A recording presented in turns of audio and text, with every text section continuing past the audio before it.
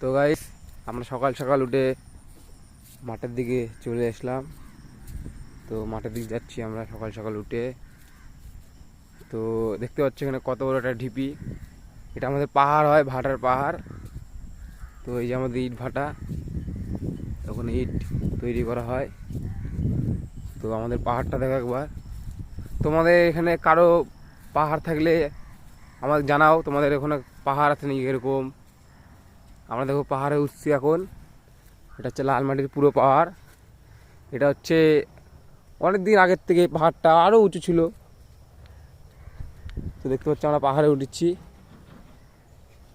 এই যে পাহাড়ে উঠছে, এত বড় পাহাড়, এখানে ওঠা মুশকিল। এখানে আগে লিফট ছিল ওঠার জন্যে। তো আমরা হেঁটে হেঁটে উঠেছি, খুব কষ্ট হচ্ছে।